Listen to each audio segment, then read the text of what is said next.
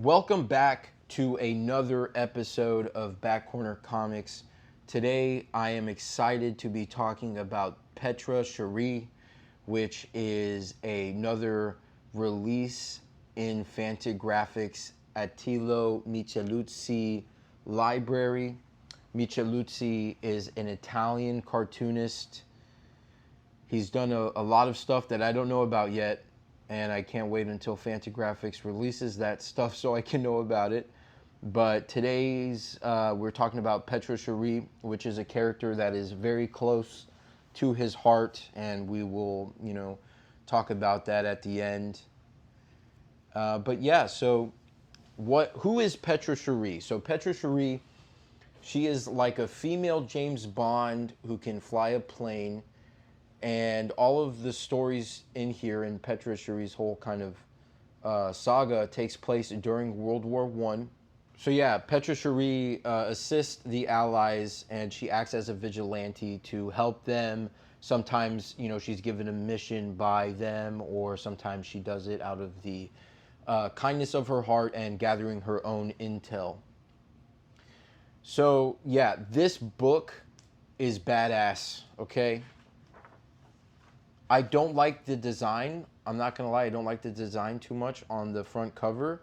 I don't think it does the book justice, like it doesn't do the title justice, but it seems that they are doing solid colors for the Micheluzzi library, and I'm sure when we get like 5 of these, it's going to look very handsome on the shelf. So here you have like a sketch of an earlier version of who Petra would eventually become. Most of the stories in here were published in various anthology magazines in Italy throughout the late 70s and the early 80s. You get an amazing introduction by Pulp. I believe this is Micheluzzi himself. We'll get into it later, but he interjects himself as her consciousness, and we'll talk about that later on. Get a beautiful illustration of Petra Chérie right here. He's using some wet ink media there, and this is kind of the art style in the last story. So a lot of good front matter that I recommend you look at if you pick this book up. You get like a little introduction thing here. And then you get all the characters that are kind of essential to the story. Some of them show up one time, some of them show up multiple times. This is Nung, who is kind of like her sidekick. He's very much like the Alfred Pennyworth archetype character who raised her. You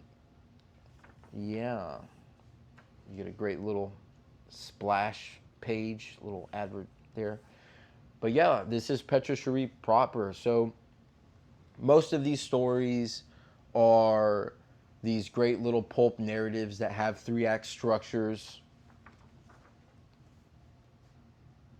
Very few of them are multi-part stories, and the ones that are multi-part don't really end. There's no satisfactory end to them. I don't know if that is editorial or if that was Micheluzzi, not finding a proper way to end them in a satisfactory way. Again, I'm not sure.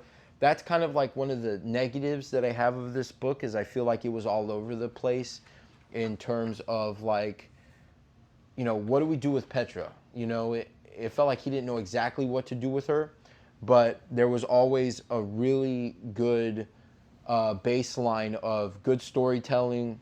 And even when the stories got repetitive, he still found ways to spice them up in terms of like the specific plot going on, And he really takes his time to give you the stakes of the story and for them to feel weighted and multifaceted, even in just like 10-page stories, 8-page stories, 6-page stories, which I think is nothing to sniff at. I think that's the proper wording there. But the line work meshes so well with the flat colors. And I believe the coloring here is like a wet media. I don't know exactly what, but you can kind of see, you know, it looks like it's a wet media. The way he spots his blacks, like right here, feel very much in line with Milton Caniff's whole cartooning thing, you know, and also, of course, Alex Toth, which would have been a contemporary of Micheluzzi.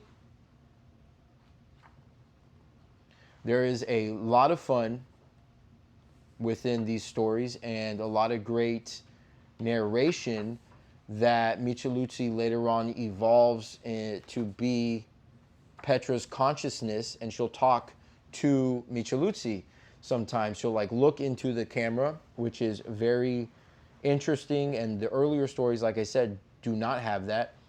As you can tell, it seems to be a standard for Micheluzzi, but you get these amazing onomatopoeias, you know, shroom, twee, you know, bang. Like, this is so graphically amazing. You know, you get the action, you get the punch. I do wish this series was a little bit more consistent in terms of what Micheluzzi was trying to do. But also, I understand, you know, this is a serialized story, and there's certain negative effects of serialization that are sometimes out of the cartoonist's control. Or, you know, maybe he just wanted to be a little bit, do this as an experimental title as well. You know, but he has this fondness for Petra, especially for the time, guys. There is zero cheesecake in this story. He always shows Petra in a positive light. You never see her in a sexy dress. You never see her butt. You never see, you know, you only see her have sex like one time, and then maybe kissing dudes like 2 different times. And even then, there is like no sensational, there's not a sensational air about it. It's very romantic, you know. Here she is flying her plane. One of the things, again, another disappointment I had is in the earlier story, she's like always in her plane, you know, but then later on, he grounds her more. I don't know if that was because he was tired of drawing planes or the readers were tired of watching planes. I don't know, but all the plane stuff is exciting and fun, and he does the panels justice, and he makes it feel exciting. But yeah, let's go to the back. Most of these stories are in color, and then for whatever reason, oh, I should mention also, at the start of each story, you get the name of the publication it was published in, and I believe Petra was only published in 2 different publications, but here you get when it was published, the month and the year, which is really, you know, good to have, of course. But then the magazine changes, and so it goes from being color to just like pen and ink, black and white, and this is very short-lived here. There's only a few of these stories, but then it goes from being pen and ink to being this kind of like wet media that gives like some 3D to the characters. Like that looks like, you know, he's spotting the lighting perfectly on her face, and you know, her cheeks are rounded. Very fun. I kind of wish there was more of this stuff because it seems as if it's an evolution of his art style. And I hope that, you know, Fantagraphics releases a title that, you know, uses exclusively this type of art style. But I guess we'll see. I know nothing about Micheluzzi's bibliography. This is all new to me. Look at that. Just bang, bang. You know, he draws this amazing sequence in silhouette and then covers it in onomatopoeia. Come on. I mean, that's just genius work here, guys.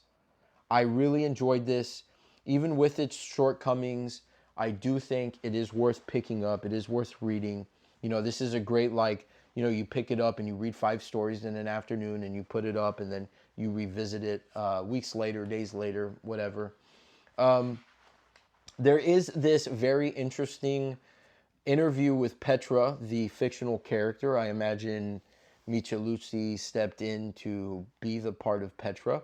So this to me, alongside how he tells Petra's stories and how he characterizes her, shows that he did have a deep love for this character and he did enjoy writing her and telling all of these stories. This is another title from Micheluzzi that Fantagraphics has put out. This is the farewell song of Marcel Lebrun. We will be looking at that at some point. But yeah, this is the man himself, a really cool looking dude. He passed away in 1990. Rest in peace. But Fantagraphics is doing him right by continuing his legacy in the printed form in the English language.